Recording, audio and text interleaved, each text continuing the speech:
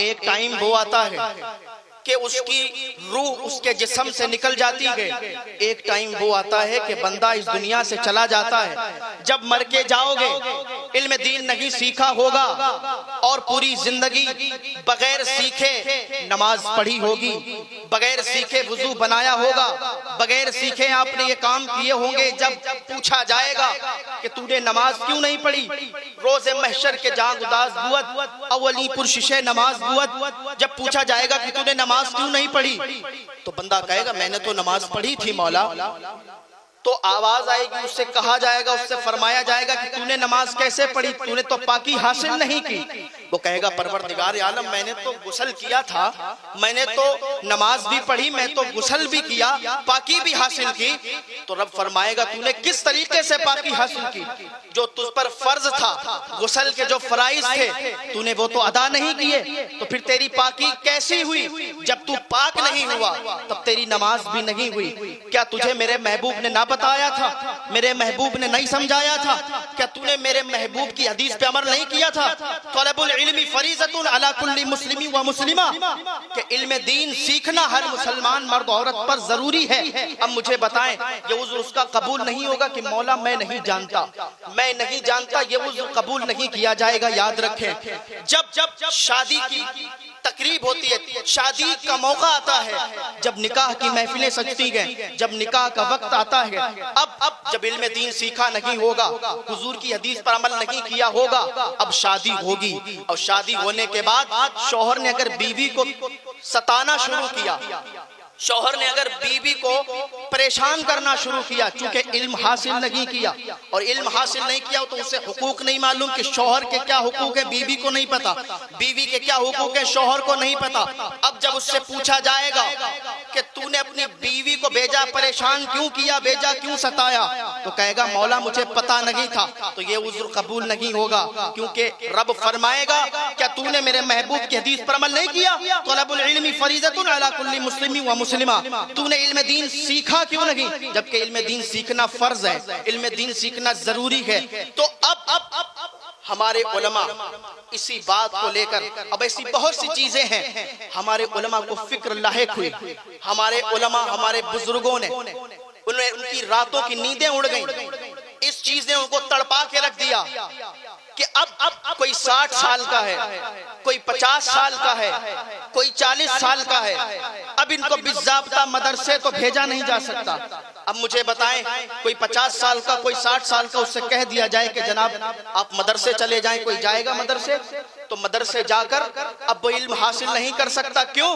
वजह यह है कि उसके सामने उसकी बेटियां हैं, उसके सामने उसके बेटे हैं, उसके सामने उसका परिवार है। अब वो कमाई करता है तो लाता है घर पे, तो घर चलता है। अब मदरसे जाकर तो पढ़ाई कर नहीं सकता। अब उलमा ने एक तरकीब सोची कि किस तरीके से इनको इल्म सिखाया जाए, किस तरीके से इनको पढ़ाया जाए। आखिर जब ये गिरफ्तार होंगे, जब ये पढ़ेंगे नहीं, जब ये इल्म सीखेंगे नहीं, तो जब मर के जाएंगे तो इनकी पकड़ होगी। तो किस तरीके से इन्हें बचाया जाए, किस तरीके से इन्हें समझाया जाए? तो हमारे उलमा ने फिक्र की और एक तरकीब निकाली। हमारे उलमा ने एक तरकीब सोची कि एक शख्स आ रहा था, कहा मियाँ बड़े खुश हो, क्या बात है?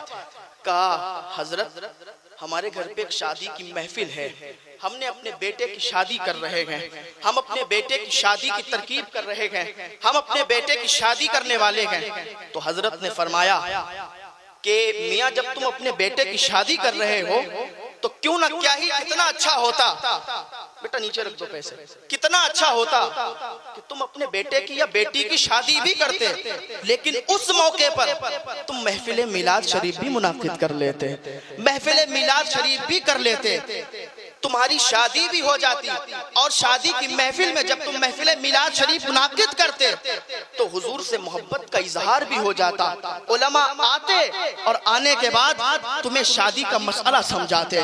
तुम जब निकाह की महफिल रखोगे, निकाह पे शादी के प्रोग्राम में जब जलसा रखोगे, महफिल मिलाद शरीफ मुनाकिद करोगे, तो उलमा आएंगे तुम्हें समझाएंगे, उलमा आएंगे हुकूक बताएंगे कि बीवी के क्या हुकूक होते हैं, उलमा आएंगे ये समझाएंगे कि शौहर के क्या हुकूक होते हैं। इस तरीके से जब महफिल मिलाद शरीफ मुनाकिद होगी तो मकसद क्या था? मकसद ये था कि शादी भी हो जाएगी और शादी की महफिल भी हो जाएगी। और महफिल में मकसद ये था कि उलमा आएंगे इनको शादी के मसले समझाएंगे।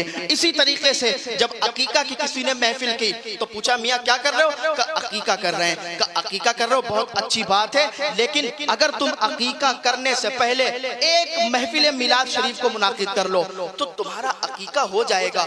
उसमें जब उलमा आएंगे तो तुम्हें समझाएंगे और ये बताएंगे कि अकीके के मसाइल क्या है, अकीके के मसाइल तुम्हें समझाएंगे, तुम अकीके के मसाइल जान जाओगे। इस तरीके से हमारे उलमा ने यह फिक्र निकाली, हमारे उलमा को यह फिक्र लाहक हुई तो उन्होंने इस तरीके से यह तरकीब निकाली कि शादी का मौका हो तो महफिल मिलाद मुनाकिद करेंगे, अकीके का मौका हो तो महफिल मिलाद मुनाकिद करेंगे, तीजे का मौका हो तो महफिल मिलाद मुनाकिद करेंगे, 40वें का मौका हो तो महफिल मिलाद मुनाकिद करेंगे। इस तरीके से महफिल मिलाद जब मुनाकिद करेंगे तो याद रखें अगर 50 महफिलें भी हो गई, एक गांव के अंदर 50 महफिलें हो गई और 50 महफिलों में 4-4 मसले अगर उलमा ने आके बता दिए तो एक बंदा 4-4 मसले एक महफिल में जब सीखेगा तो एक साल में जब 50 महफिलों में बैठकर वो सारे मसाइल सीखेगा तो तकरीबन 200 मसाइल उसे पता चल जाएंगे। 200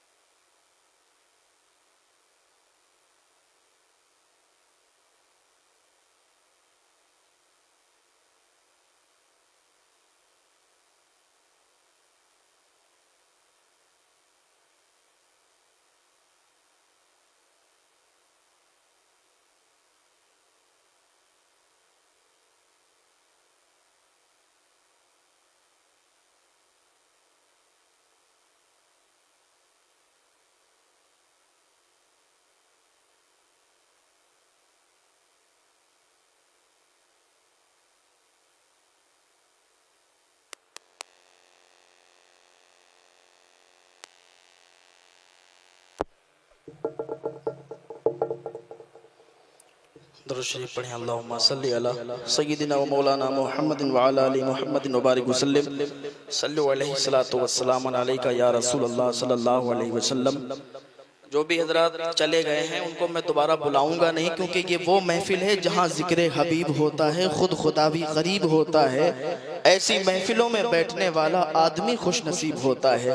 जिसे आना होगा वो चला आएगा, और जिसे ये इतने लोग भी सुनेंगे ना, अगर किसी एक ने भी उस पर तवज्जो कर ली तो उसकी दुनिया उसके साथ, मेरी और उसकी दुनिया और आखिरत दोनों संवरती हुई नजर आ जाएगी। तो मैं अर्ज कर रहा था कि जब 50 महफिलों में, साल भर में अगर 50 महफिलों में वो शामिल हो जाए तो 200 मसले वो सीख जाएगा 50 महफिलों में। और इसी तरीके से अगर अल्लाह ताला ने उसे जिंदगी दी है तो 5-10 साल में इतने मसाइल सीख जाएगा कि शादी के मसाइल उसे पता चल जाएंगे, अकीके के मसाइल उसे पता चल जाएंगे, तीजे 40वें के मसाइल उसे पता चल जाएंगे। लेकिन वजह क्या है? 50-50, 100-100 महफिलें गाँव में होती हैं, लेकिन बदलाव नजर नहीं आता है, तब्दीली नजर नहीं आती है। अभी आप यहाँ का माहौल देख लें, अभी सारे लोग कान लगाकर सुन रहे थे, लाइट चली गई तो चले गए, कोई नहीं। खैर, तब्दीली कैसे आएगी? तब्दीली आती नजर नहीं आती है। एक गांव में 50-50, 100-100 महफिलें होती हैं, लेकिन फिर भी तब्दीली नहीं। फिर भी उस गांव में शराबी भी नजर आता है, उस गांव में जानी भी नजर आता है, उस गांव में चोरी करने वाला भी नजर आता है। तब्दीली क्यों नहीं है? तब्दीली इसलिए नहीं है क्योंकि आज हमने सारी चीजों को रस्मी समझ लिया है। जिस तरीके से शादियों में रस्में होती हैं, उस तरीके से हमने महफिल मिलाद को भी रस्मी समझा है।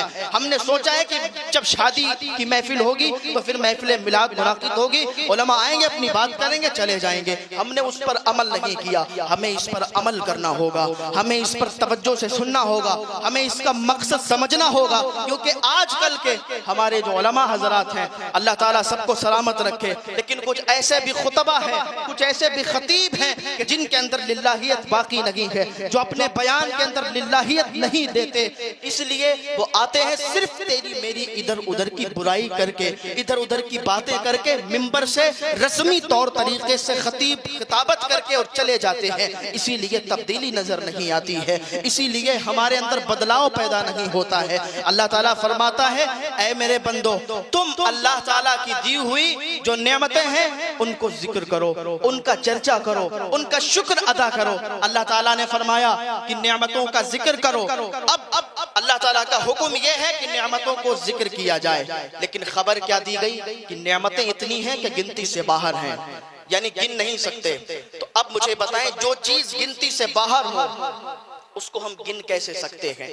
यानी इतनी गिनती से बाहर उसको हम गिन नहीं सकते, तो उसको किस तरीके से जिक्र करें? तो अब उलमा ने इसमें भी सोचा, इसमें भी उन्होंने समझा, सोचा और एक तरकीब निकाली कि एक ऐसी नेमत को बयान किया जाए, एक ऐसी नेमत का जिक्र किया जाए कि एक नेमत बयान हो जाए और अल्लाह लिख दे, ऐ मेरे बंदे, तूने हर नेमत का जिक्र कर दिया है, तूने हर नेमत का जिक्र कर दिया है। अब नेमत तलाश की जाए, नेमत आखिर कौन सी है? तो 3 बड़ी नेमतें मिली। मेरी बात अगर तवज्जो से सुनोगे तब समझ में आएगा, वरना फिर जो YouTube पे चल रहा है बाद में बैठ के सुनना तब समझ में आएगा।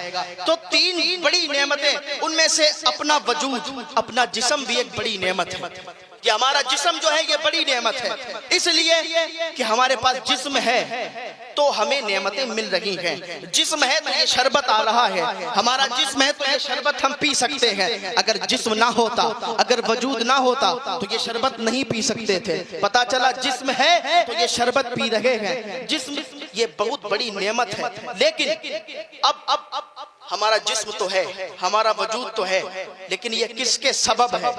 ये किसके सबब है?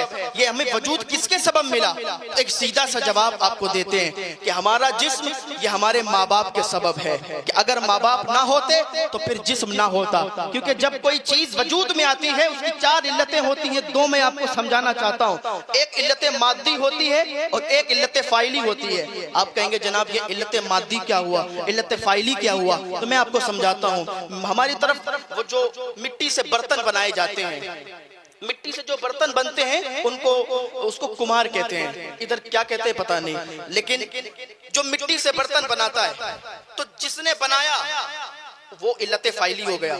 जिससे बना वो इल्लत मादी। तो हम अपने माँ बाप से बने तो हमारे इल्लत मादी हुए हमारे माँ बाप। अब हमारा जिस्म, हमारा वजूद हमारे माँ बाप के सबब है।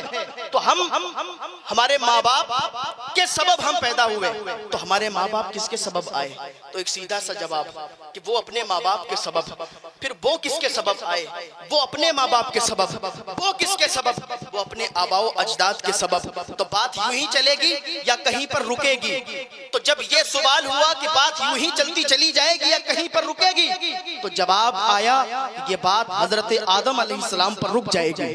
क्यों? क्योंकि हमें जिस्म मिला हमारे माँ बाप के सबब, उन्हें जिस्म मिला उनके माँ बाप के सबब, उन्हें जिस्म मिला अपने आबाओ अजदाद के सबब, उन्हें जो वजूद मिला है वो हजरत आदम के सबब मिला है। अब यहाँ पर एक मसला आके रुका कि ठीक है हम बने अपने माँ बाप के सबब, माँ बाप बने अपने माँ बाप के सबब, वो अपने आबाओ अजदाद के सबब, वो हजरत आदम के सबब। तो हजरत आदम किसके सबब बने हैं? हजरत आदम किसके सबब बने हैं? अब जब सवाल हुआ तो मैं किसी से पूछूंगा नहीं कि मुझे ये बताओ कि आदम किसके सबब बने हैं, तो अब सीधा परवरदिगार आलम से पूछेंगे, ऐ परवरदिगार आलम तू बता कि आदम किसके सबब बने हैं? तो रब फरमाता है लौला मुहम्मदुन लमा खलक़तु आदम, अगर मोहम्मद अरबी को ना पैदा करता तो आदम को भी वजूद ना बख्शा जाता।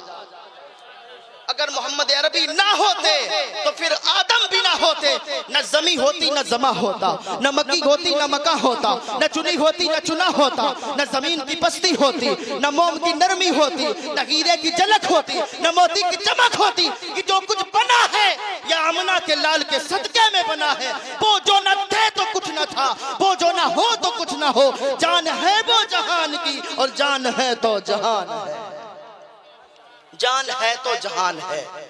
पता चला हमारा वजूद सब कुछ हुजूर पाक सल्लल्लाहु तआला अलैहि वसल्लम के सदके से पैदा किए गए।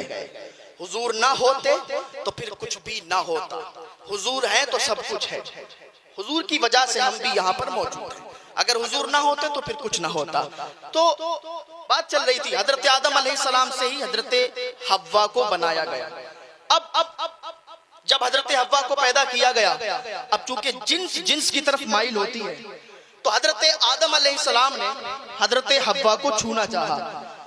तो आवाज आई आदम अभी तुम इनको छू नहीं सकते। अर्ज किया मौला अभी क्यों नहीं छू सकते? आवाज आई ऐ आदम अभी तुम इनको छू इसलिए नहीं सकते क्योंकि अभी ये तुम पर हलाल नहीं है। ऐ परवरदिगार आलम तो फिर ये हलाल किस तरीके से होंगी? तो आदम हलाल इस तरीके से होंगी कि इनका महर अदा किया जाए, हक महर अदा किया जाए। तो आदम अलैहिस्सलाम अर्ज करते हैं परवरदिगार आलम महर क्या है, क्या देना होगा? जो महर अदा हो जाएगा ये हलाल हो जाएगी। तो परवरदिगार आलम ने फरमाया आदम 20 मरतबा मोहम्मद अरबी पर दरूद सलाम पढ़ लो, तुम्हारा महर अदा हो जाएगा। 20 मरतबा मोहम्मद अरबी सल्लल्लाहु अलैहि वसल्लम उन पर दरूद पढ़ लो, तुम्हारा महर अदा हो जाएगा। दरूद शरीफ की फजीलत क्या है? दरूद शरीफ की बहुत बड़ी फजीलत है। हुजूर आला हजरत रज़ियल्लाहु तआला अन्हु जब अपने हुजरे मुबारका में बैठा करते थे, असर के बाद जब आप दरूद शरीफ की महफिल सजाते थे तो आप उठते नहीं थे, और आप दरूद शरीफ की महफिल सजा के आपको ये मकाम हासिल हुआ कि एक शख्स आला हजरत की बारगाह में मिलने के लिए आया। तो जब उनके हुजरे तक जाना चाहता था, जमीले कादरी के शहजादे वहां पर रहा करते थे, उन्होंने कहा कहां जाते हो? कहा आला हजरत से मुलाकात करना है। तो कहा आला हजरत से। और कौन जमीले कादरी? जिन्होंने लिखा है मैं वो सुन्नी हूं, जमीले कादरी मरने के बाद मेरा लाशा भी पढ़ेगा सलातु वस्सलाम। तो कहा तुम्हें आला हजरत से मुलाकात करनी है? कहा हाँ। कहा चलो मेरे साथ। हुजूर आला हजरत रज़ियल्लाहु तआला अन्हु के हुजरे तक गए, अंदर दाखिल हुए, और वो खूब जानते थे कि आला हजरत रज़ियल्लाहु तआला अन्हु अभी हुजरे के अंदर मौजूद हैं, क्योंकि अभी यहाँ से चल कर के गए हैं और अभी वहां से बाहर नहीं निकले। तो जब हुजरे के अंदर वो दोनों शख्स गए तो क्या देखते हैं? हुजूर आला हजरत रज़ियल्लाहु तआला अन्हु वहां पर मौजूद नहीं है। तो जब मौजूद नहीं तो वापस हो लिए, देखा इधर उधर मौजूद नहीं, वापसी से कदम बढ़ाए। जैसे ही दरवाजे से बाहर उन्होंने कदम रखा तो आहट महसूस हुई। जब आहट महसूस हुई तो उन्होंने मुड़ के देखा, और जब मुड़ के देखा तो मसनद पर हुजूर आला हजरत रज़ियल्लाहु तआला अन्हु बैठे हुए मुस्कुरा रहे थे। तो उसने पूछा कि ऐ आला हजरत मुझे ये तो बताएं, अभी आप तो यहाँ पर हुजूर मौजूद नहीं थे, अभी हम लोग मिलने के आए, आपको देखा, आप नजर नहीं आए, तो अभी एकदम कहां से आ गए? तो हुजूर आला हज़रत फरमाते हैं कि तुम ये ना पूछो मैं कहां गया था, कहां से आया, तुम अपना काम बताओ कि तुम किस मकसद से आए हो। उन्होंने कहा हुजूर मकसद तो बाद में बताएंगे, मुझे ये तो बताएं आप आए किधर से। तो हुजूर आला हज़रत फरमाते हैं कि मुझे हुजूर की जात से, हुजूर की बारगाह से वो शर्फ हासिल है कि अहमद रजा हर जुमेरात को मदीने आया जाया करता है, कि अहमद रजा हर जुमेरात को मदीने आया जाया करता है। बात क्या है? दुरूदे पाक सल्लल्लाहु अलैहि वसल्लम दुरूदे पाक पढ़ा करते थे, और जो भी दुरूदे पाक का वजीफा कर ले तो उसकी दुनिया और आखिरत दोनों संवरती हुई नजर आती है। तो दरूद शरीफ को ज्यादा से ज्यादा पढ़ा जाए। तो मैं अर्ज कर रहा था, हजरत आदम अलैहिस्सलाम ने अर्ज किया परवरदिगार आलम हव्वा कैसे हलाल होंगी, तो आवाज आई कि 20 मरतबा मोहम्मद अरबी सल्लल्लाहु अलैहि वसल्लम पर दरूद पढ़ो, हव्वा हलाल हो जाएंगी। ठीक है, मुझे अब ये बताएं कि दरूद शरीफ पढ़ा हजरत आदम अलैहिस्सलाम ने, दरूद शरीफ किसको मिला?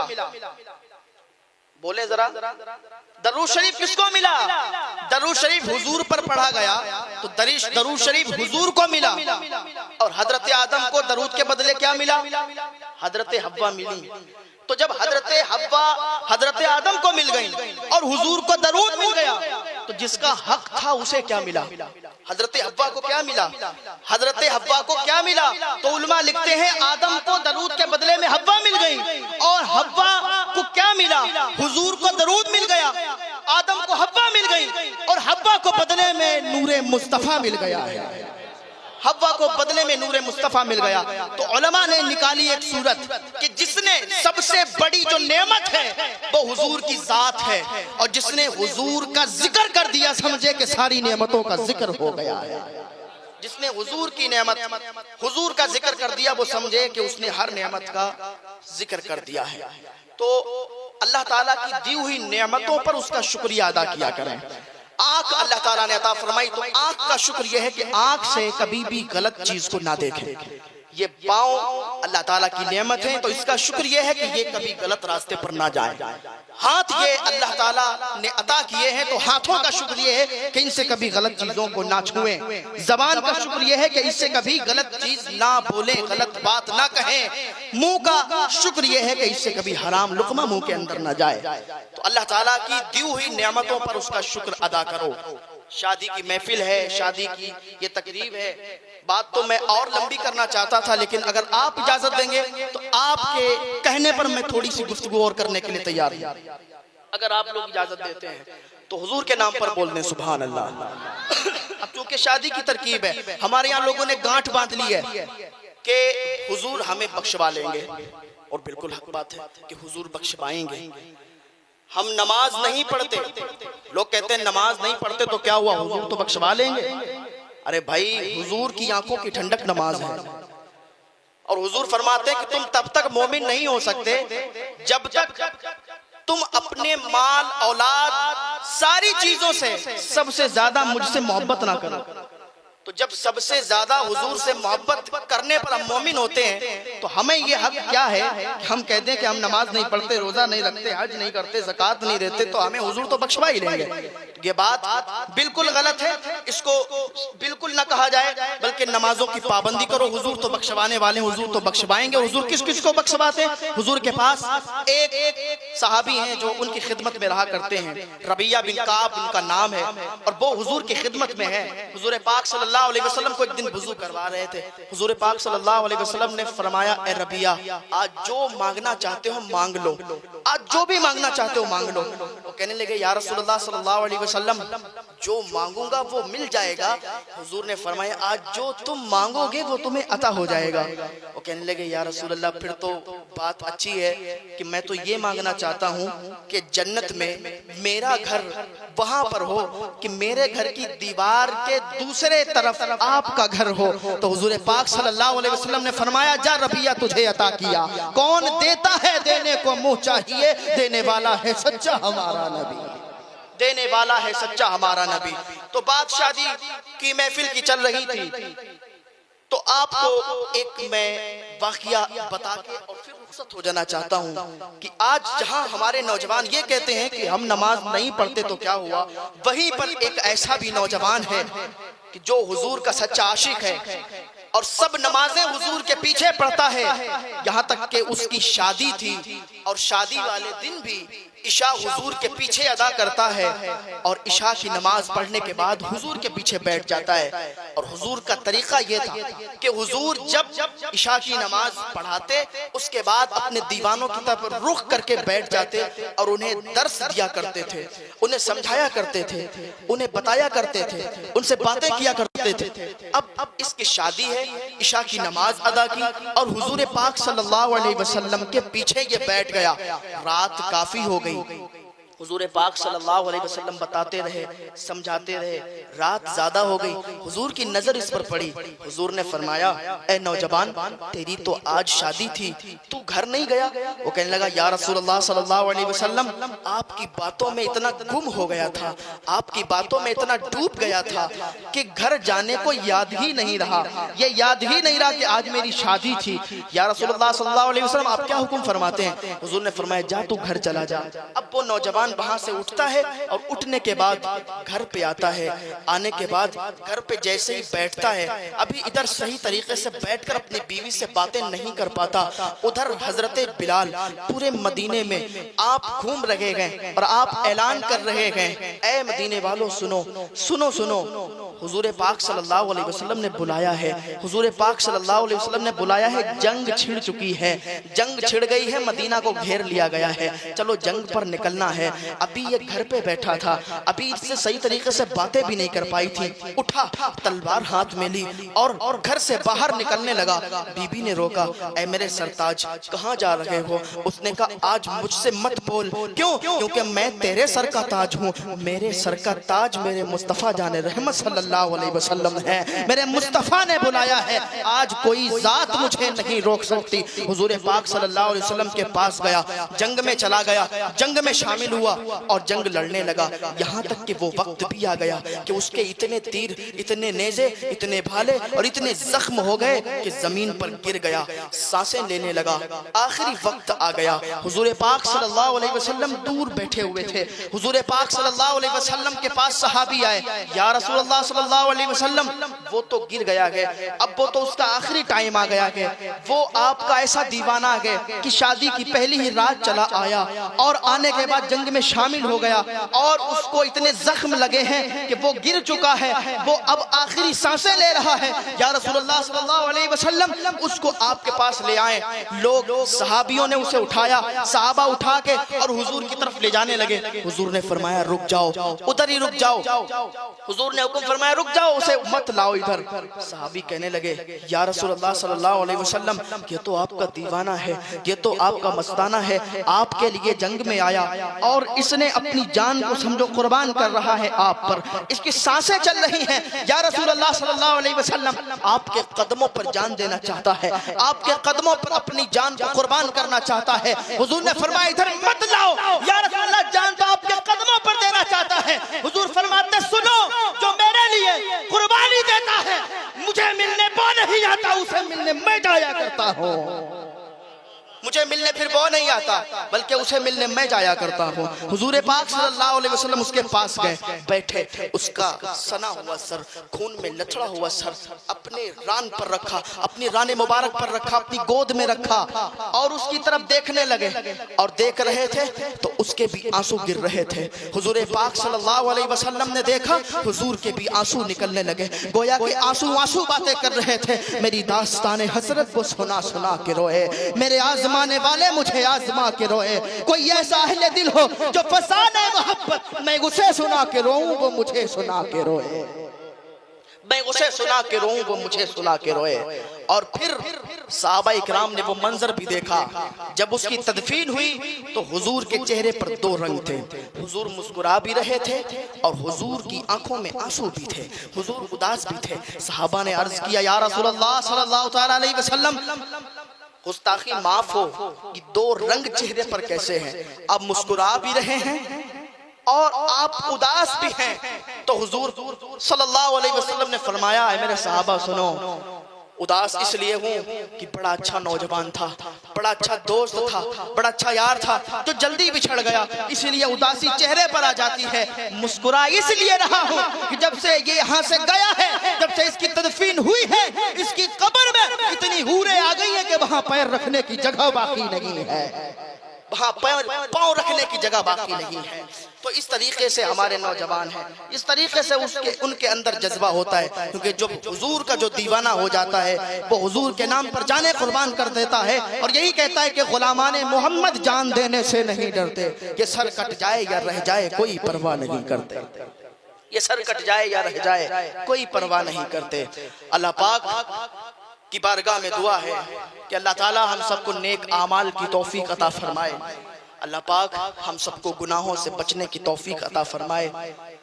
बस मैं अपनी बात को यहीं पर ख़त्म करता हूँ, और फिर कभी मौका मिला तो आपके यहाँ ज़रूर आऊँगा, और इंशाल्लाह लंबी चौड़ी गुफ्तगू होगी। थोड़ा जल्दी अगर टाइम दे देंगे तो इंशाल्लाह और लंबी चौड़ी गुफ्तगू हो जाएगी, और कुछ ना कुछ इंशाल्लाह आपको भी और हमको भी सीखने को मिलेगा। अल्लाह ताला हम सबको सलामत रखे, और हमारे हज़रत बैठे हुए हैं, हज़रत का फैज़ान हम सब लोग हासिल कर रहे हैं, और हमारे हज़रत मौलाना काशिफ साहब बहुत पुराने साथी हैं, अल्लाह इनको सलामत रखे, अल्लाह हमारी दोस्ती को सलामत रखे, और अल्लाह ताला आप सबको सलामत रखे। वमा अलैना इल्लल बलाग। अस्सलामु अलैकुम व रहमतुल्लाहि तआला व बरकातुहू।